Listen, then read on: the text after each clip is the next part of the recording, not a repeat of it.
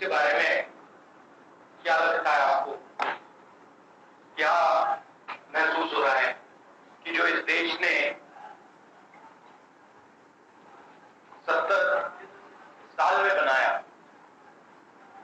उसको 8 साल में खत्म कर दिया? आज हिंदुस्तान में लोकतंत्र नहीं है।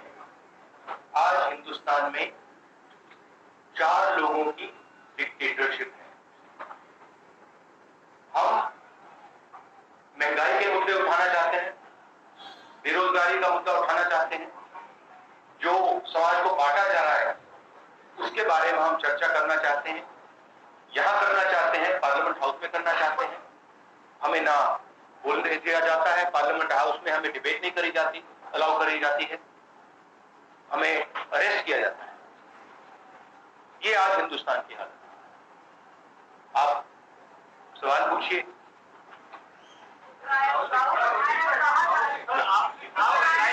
In English. Look, what we are witnessing is the death of democracy. That's what India is witnessing. What India has built, brick by brick, starting almost a century ago, is basically being destroyed in front of your eyes. All of you know it. The whole of India knows it. Anybody who stands against this idea of the onset of dictatorship, doesn't matter who he is, where he comes from, which state, which religion, male, female, he is viciously attacked.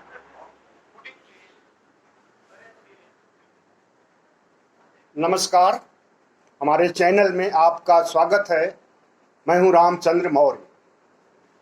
तो साथियों, आपने देखा विपक्ष के नेता राजीव गांधी के पुत्र राहुल गांधी ने किस तरह से देश को संबोधित किया और कहा कि लोकतंत्र खतरे में है, संविधान खतरे में है, संसद खतरे में है, लोकतंत्र के चारों स्तंभ खतरे में हैं और जो 70 सालों में कांग्रेस ने बनाया था उसे भारतीय जनता पार्टी की सरकार ने 8 सालों में तहस नहस कर दिया है, बेच दिया है और देश की दुर्गति हो रही है। देश दिवालियेपन की दौर से गुजर रहा है, आर्थिक समस्याओं की ओर से गुजर रहा है और देश में ऐसी स्थिति आ गई है कि अब लगता है कि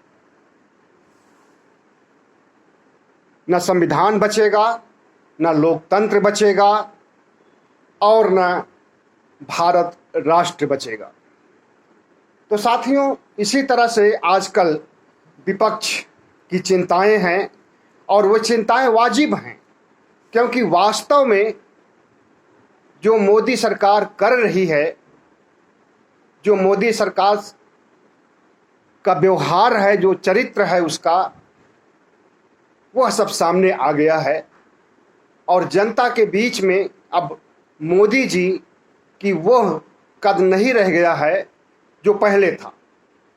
हालांकि इंडिया टुडे ग्रुप ने उनके बारे में कहा है कि नीतीश के पाला बदल करने के बावजूद भी अभी 53% मतदाता प्रधानमंत्री मोदी के साथ हैं। तो जैसे ही नीतीश ने पाला बदला वैसे ही इनके आंकड़े आ गए, इनके सर्वे के आंकड़े आ गए और इन आंकड़ों से नीतीश कुमार की सरकार का क्या संबंध है इसे तो वही जाने, लेकिन जिस तरह से रातों रात इनके सर्वे हो गए और आंकड़े आ गए वो चौंकाने वाली बात जरूर है और इनके सर्वे पर प्रश्न चिन्ह जरूर उठाता है।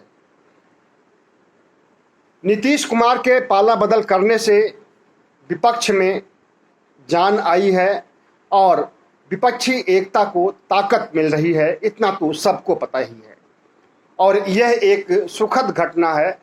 अगर ऐसा हुआ है तो अच्छी बात है, लेकिन अब ज़रूरत यह है कि संपूर्ण विपक्ष को, चाहे ममता हो, चाहे शरद पवार हो, चाहे अखिलेश यादव हो, मायावती हो, नीतीश कुमार हो, तेजस्वी यादव हो, सबको एक हो जाना चाहिए और सबको एक होकर के एक महासंघ बना करके या एक राष्ट्रीय मोर्चा बना करके प्रधानमंत्री नरेंद्र मोदी को परास्त करने की जरूरत है, वरना हमारा राष्ट्र नहीं बचेगा।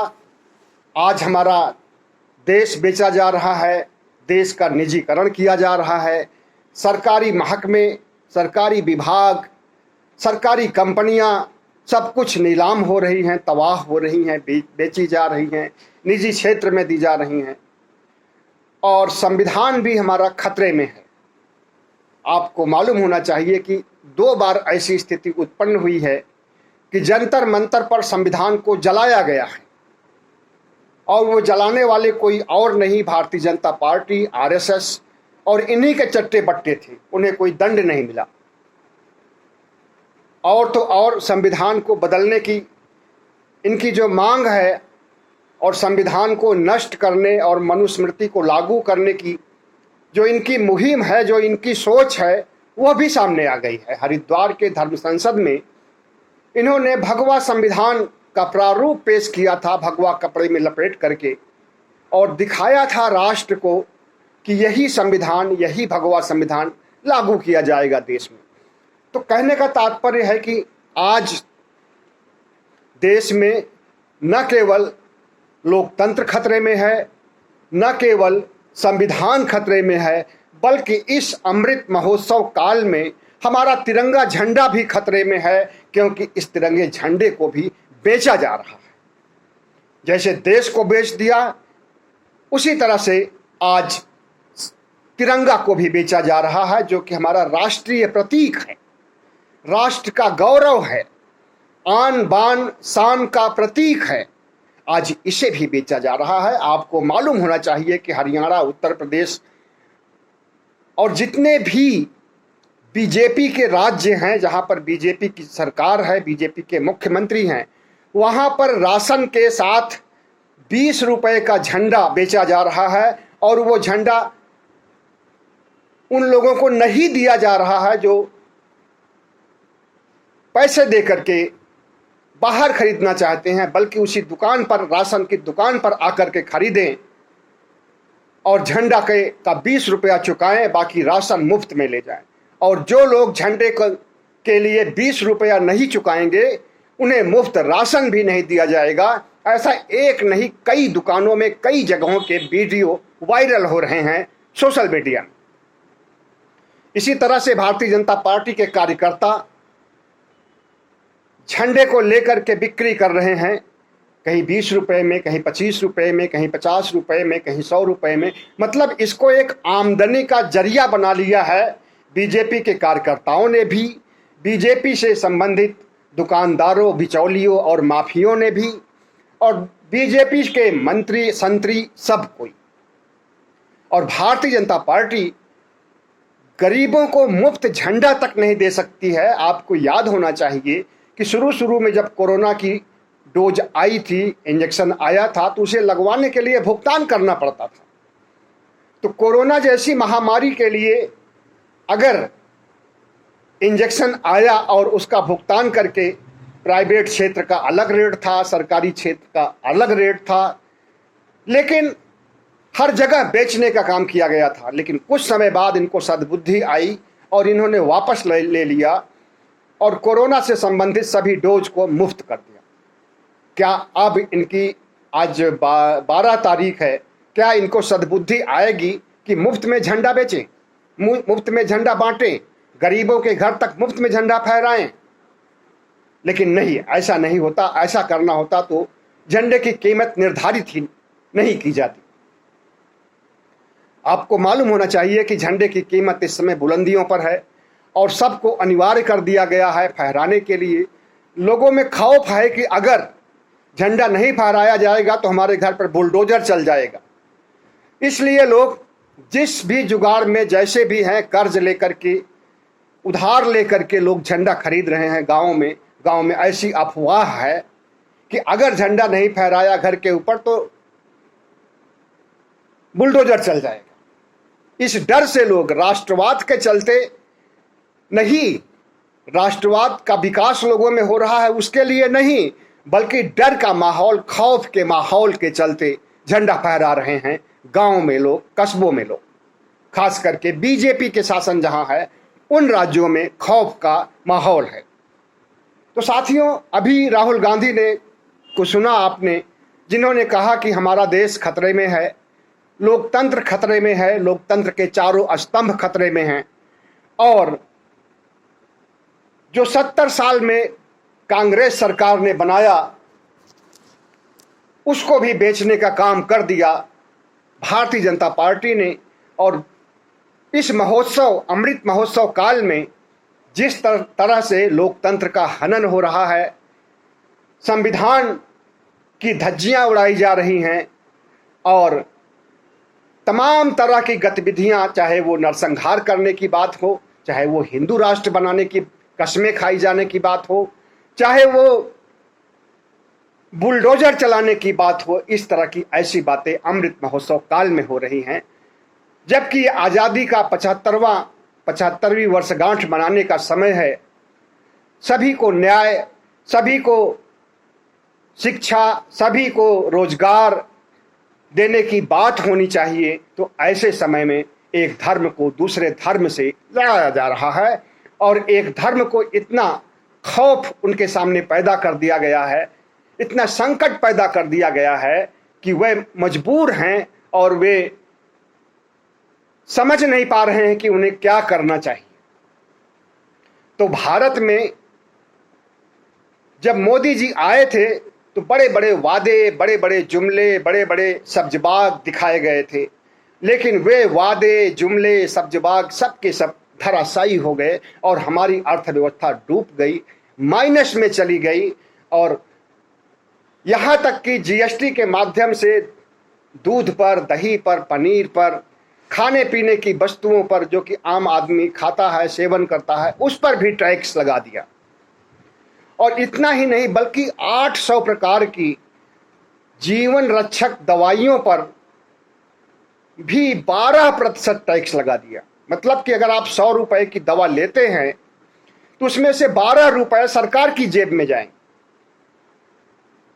अगर आप दूध खरीदते हैं तो उसका 5%, 100 रुपए के दूध में 5 रुपए सरकार के पास जाएंगे सिर्फ 1 किलो दूध में। तो आज की भारतीय जनता पार्टी की सरकार लोगों के उम्मीदों पर उतर नहीं सकी है और जो इसने काला धन ला करके हर खाते में 15 से 20 लाख रुपए देने की बात की थी, वह बात तो बहुत दूर की बात हो गई है। लेकिन अब जिस तरह से गरीबों का शोषण किया जा रहा है, गरीबों को झंडा बेचा जा रहा है, 20-20 रुपए के लिए लोगों को राशन नहीं दिया जा रहा है, और ऐसा एक ही क्षेत्र में नहीं, बहुत जगह के फोटो और वीडियो वायरल हुए हैं। तो साथियों, अमृत महोत्सव काल में जब आज़ादी का 75वां जश्न चल रहा है, ऐसे समय में अगर लोगों की जेबें ढीली की जाए, लोगों को ठगा जाए और लोगों से वसूली की जाए, तो इसे आप क्या कहेंगे। लेकिन आज का समय ऐसा है और हमें तो यही याद आता है कि मोदी हैं तो मुमकिन है, कुछ भी कर सकते हैं। आपने बंदर के हाथ में उस तरह पकड़ा दिया है तो आप अपनी नाक तो काटेगा ही, आपकी भी नाक काटेगा और सबकी नाक काटेगा। ऐसा बंदर बैठा हुआ है आज शासन प्रशासन में। लेकिन आगे के लिए एक उम्मीद भी जगी है और विपक्षी एकता को देखते हुए एक ताकत भी मिली है कि उनके कुनबे के लोग टूट टूट करके जा रहे हैं, चाहे वो अकाली दल हो, चाहे वो नीतीश का खेमा हो। इसी तरह से और कई खेमे भी इनसे अलग हुए हैं और अलग होने का सिलसिला अभी तो शुरू हुआ है। और चुनाव आते आते भारतीय जनता पार्टी कितना रीढ़ विहीन हो जाएगी वो तो समय बताएगा, लेकिन अभी अच्छे आसार नहीं नजर आ रहे हैं भारतीय जनता पार्टी के।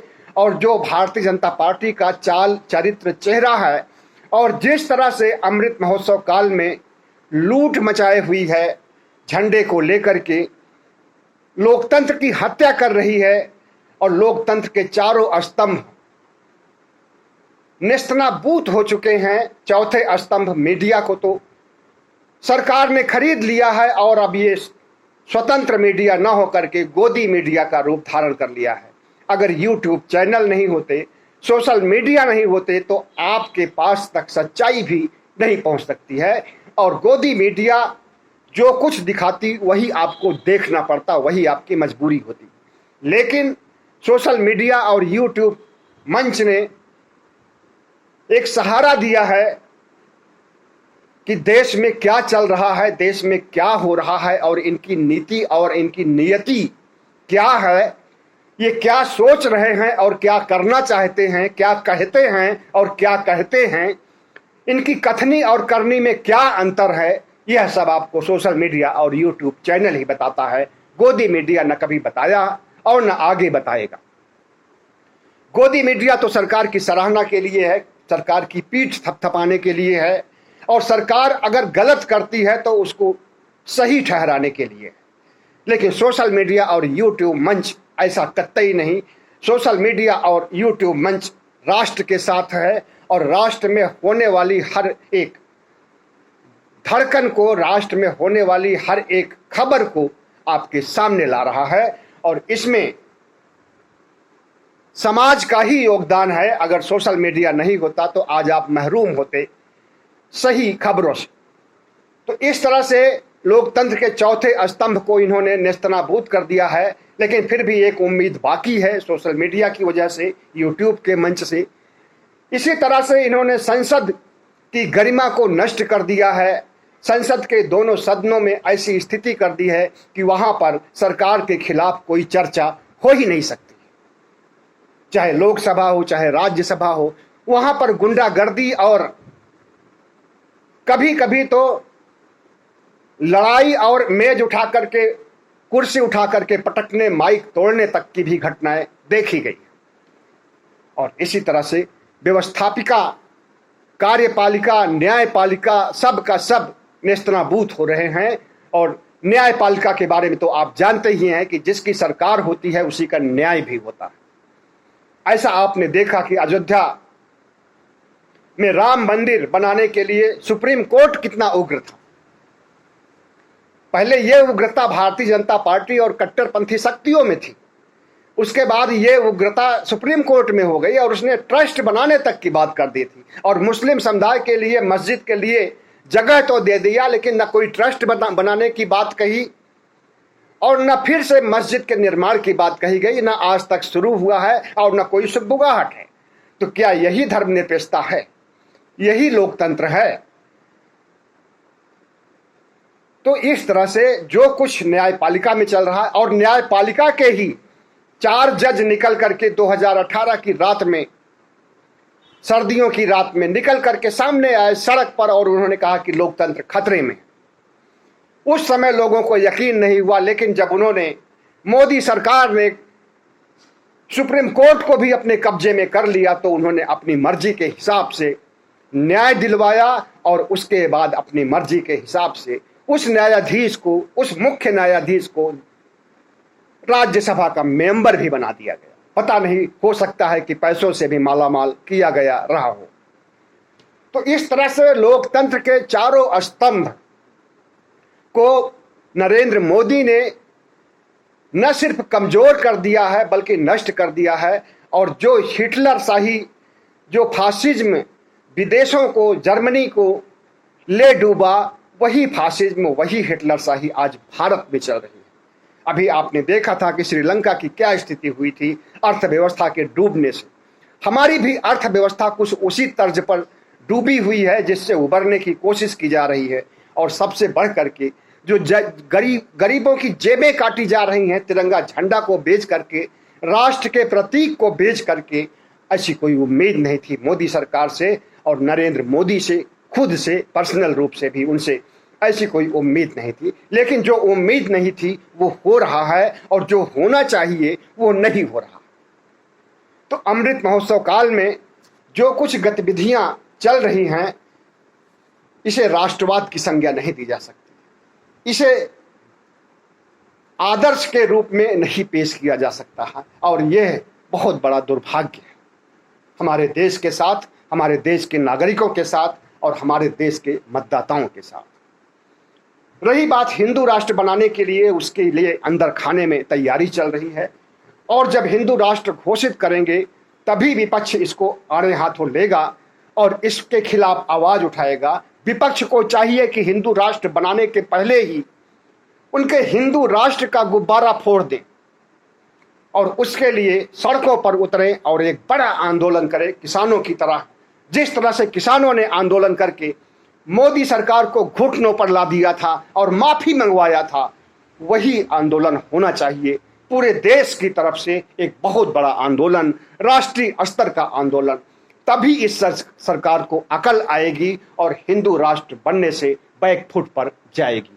बहुत बहुत धन्यवाद। हमारे चैनल को सब्सक्राइब कीजिएगा, लाइक कीजिएगा, शेयर कीजिएगा ताकि हमारी आवाज़ दूर दूर तक पहुंचे और लोगों में जागरूकता हो, चेतना हो और लोग समझें कि सरकार क्या कर रही है और उन्हें क्या करना चाहिए सरकार की अनीतियों, सरकार के अन्याय के खिलाफ।